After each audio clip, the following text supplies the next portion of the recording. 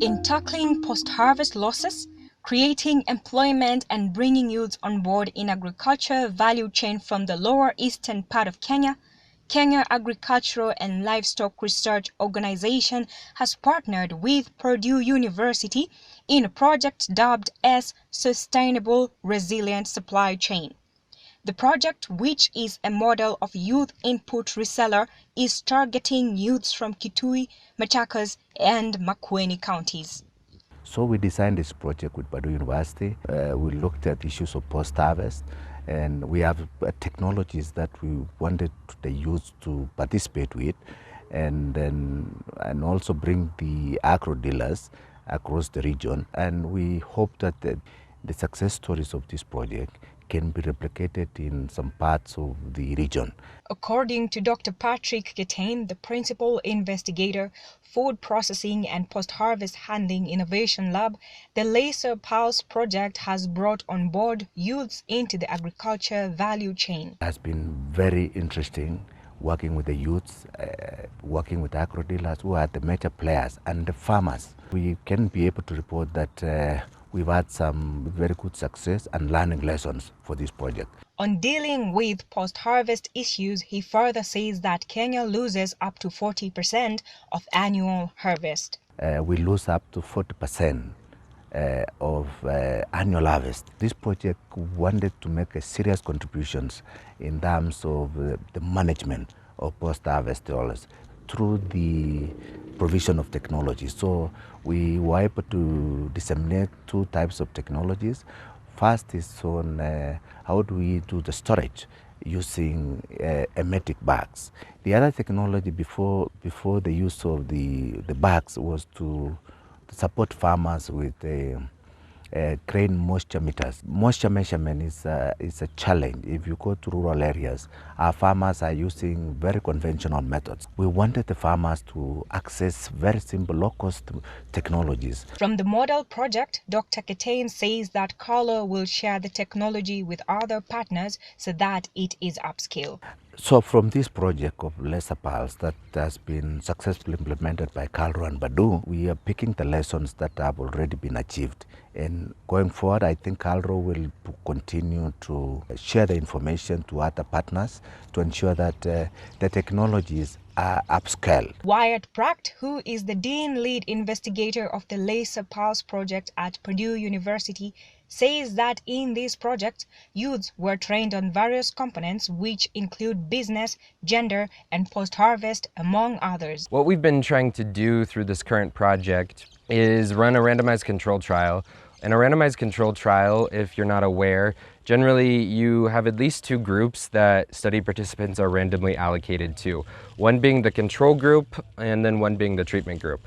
So in our case, the treatment group is you can think about is the group that receives the intervention. So in our case, this was youth being able to be trained in various components such as business, gender, and post-harvest grain management, as well as input usage.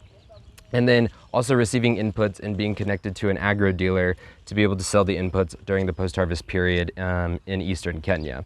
He further says that there was gender parity in their study, gender being a thorny issue in the agricultural sector.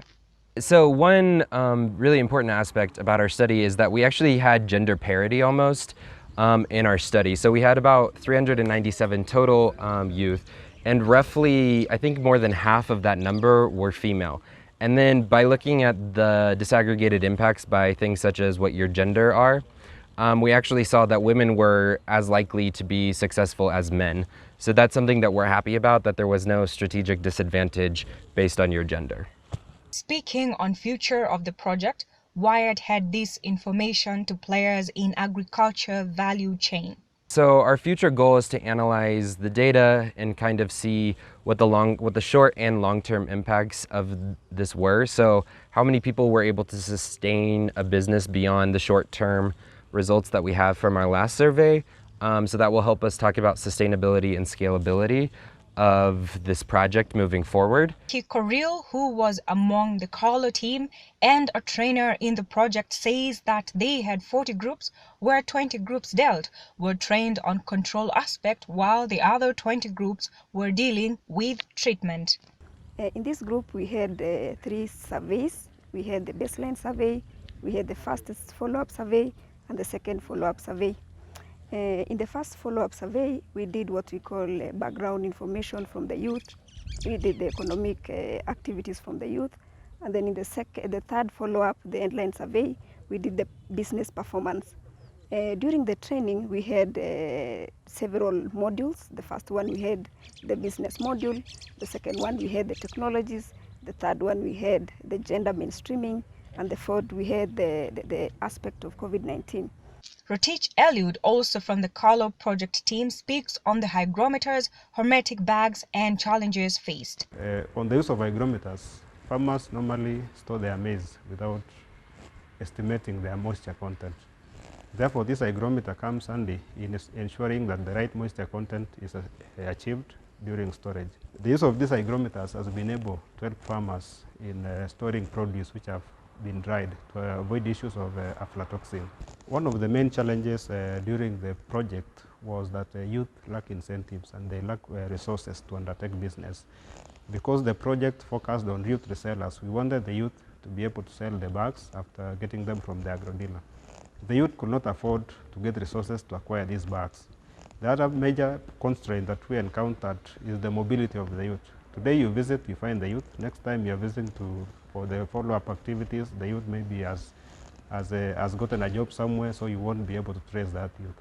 At Kangundo constituency, we meet one Jennifer Sila, an agro dealer at Kalamba Agrovet, who tells us how she has been selling the hermetic bags to youths. Wananunua, wanaenda wanauza, wanakuja wanalipa, wengine wanachukua bila pesa, wanaenda wanauza, wanaleta pesa. Iko wengine wanasumbua, wengine wasumbui, lakini maradi sio mbaya. Jonathan Mulwa and Jacqueline Munyao speak on the benefits of the project, marketing strategy adopted, and integration of their businesses, including input reselling. We were able to partner up with Caldo, whereby youth were trained about post-harvesting, where it mostly included preservation of food which is being harvested by farmers. And us being as youth in Kangundo, we are privileged to get training in various circumstances which involve post-harvesting. Maybe in categories which mostly we face here is food storage after harvesting. We were able to get most of the training which took place in Kangundo, and we also partnered with a local agro dealer, whereby she assisted us on the inputs which the Caldro team were able to connect us with, and on various cases we were able to acquire hermetic bags, and they had a chance of connecting us doing business, whereby we were able to being asked to connect with the pesticides, all manner of inputs which agro dealers deal with. I used to sell the bags to my customers. I do a business of boutique, of selling clothes of ladies wear. And when a customer comes to buy a dress, after they buy, I used to tell them, to ask them questions about their farming activities, how they harvest their food, how they store their food. And after that, I used to show the customers the bag, teach the customer on how to store the maize or any other cash crop in the bags. And if customer is okay, I used to sell the bags to the customers. TAME welcomes the partnership between the Kenyan government and Purdue University. Personally, on behalf of Calro, to thank Purdue University, Professor Jack Kilberson in person for spearheading this post-harvest loss management research that has really brought some sensitization not only to fellow researchers but also to the policymakers.